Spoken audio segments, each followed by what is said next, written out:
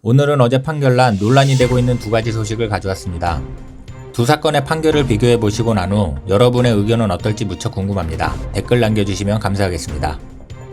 두 판결의 동영상 타임라인은 설명란에 체크해 두었습니다. 첫 번째는 자율학습 시간에 소설책을 봤다는 이유로 학생을 꾸짖고 수치심을 줘 투신 사망에 이르게 한 혐의로 재판에 넘겨진 교사가 징역형을 선고받았다는 내용입니다. 대략적인 사건은 이렇습니다. 해당 교사는 지난해 3월 말 포항의 중학교 3학년 한 교실에서 자율학습을 지시했는데 학생은 자율학습 시간에 라이트 노벨 장르 소설책을 읽고 있었고 교사는 학생에게 야한 책을 본다고 꾸짖은 후 친구들이 보는 앞에서 20여 분간 엎드려 뻗쳐를 지시하는 등 체벌을 가했다고 합니다. 학생은 야한 책이 아니다라고 해명했지만 교사는 다른 학생에게 대신 책을 읽고 선정적인 부분을 찾아보라고 지시했다고 합니다. 학생은 다음 체육 시간에 이동하지 않고 홀로 교실에 남아있다가 따돌림을 받게 됐다고 호소하는 유서를 남기고 교실에서 뛰어내려 숨졌습니다. 참고로 라이트 노벨은 일본에서 유래한 소설 장르 중 하나인데요. 가볍다는 뜻의 영단어 라이트와 소설 노벨의 합성어입니다. 구글에서 라이트 노벨 검색 후 직접 캡처한 사진인데요. 제 개인적으로는 사진만 보면 교사가 충분히 야한 책으로 오해할 만도 하다라는 생각이 드네요. 교사가 한 행동이 옳다 그르다가 아니라 지극히 개인적인 생각을 말해본 것이니 부디 오해 없으셨으면 합니다. 다시 돌아와 이 사건에 대해 대구지법 포항지원 형사 1 단독 신진우 판사는 아동학대 범죄의 처벌 등에 관한 특례법 위반 혐의로 기소된 포항 모 중학교 교사 A씨에게 징역 10월을 선고했다고 밝혔습니다. 이와 함께 40시간 아동학대 치료 프로그램 이수와 아동 관련 기관의 5년간 취업 제한 명령을 내렸습니다.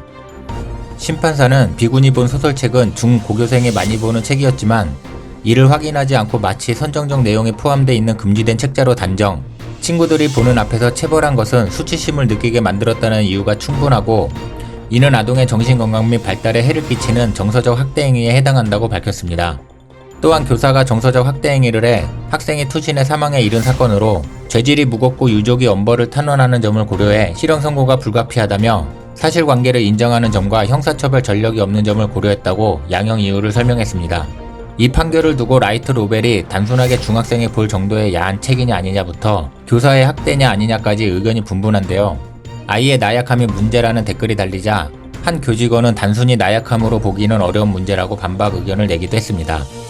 그는 세대를 공감하지 못한 교사의 실수라며 요즘 아이들은 온갖 미디어를 통해 자신의 성향을 형성하는 과정이 빨라 성격이 불안정할 수밖에 없다고 했습니다. 그 밖의 댓글은 라떼는 에서부터 원인은 따돌림이 문제다, 문제의 본질은 체벌이다 라는 상반된 의견이 많았습니다. 여기까지가 첫 번째 사건 판결인데요. 이 판결에 대한 판단은 여러분에게 맡기겠습니다.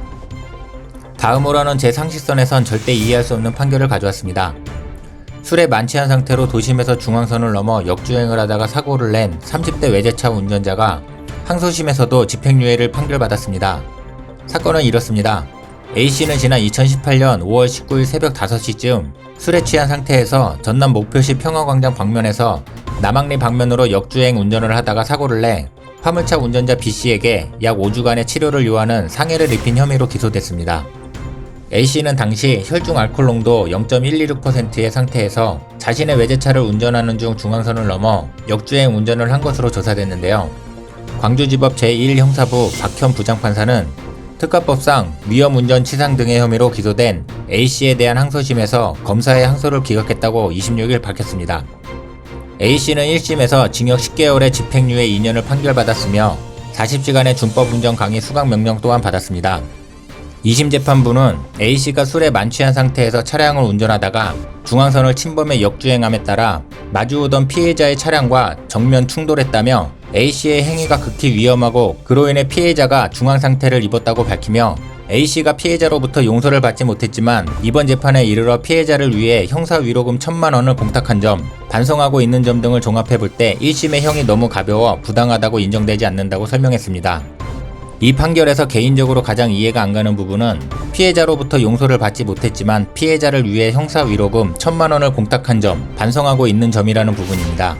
피해자가 용서를 하지 않고 있지만 거액의 돈만 낸다면 피해자의 의사는 상관없다, 법원이 대신 합의를 봐주겠다라는 뜻처럼 들리니 말입니다. 물론 첫 번째 사건은 아동에 관한 특례법이고 두 번째는 운전특가법으로 그 법적 기준이 다른 점은 어느 정도 이해가 가는 부분이지만 사람의 생명이 기준이 되는 사건이라는 것은 같은데 판결의 내용이 너무나도 다르다 보니 저 같은 무지몽매하고 학고방 유튜버 측에도 끼지 못하는 사람이 볼 때 그저 황당할 뿐이네요. 여러분은 이 두 가지 판결에 대해 어떻게 생각하시나요? 어려운 판단은 그저 여러분에게 맡깁니다. 이상 스크랩이었습니다. 시청해주셔서 감사합니다.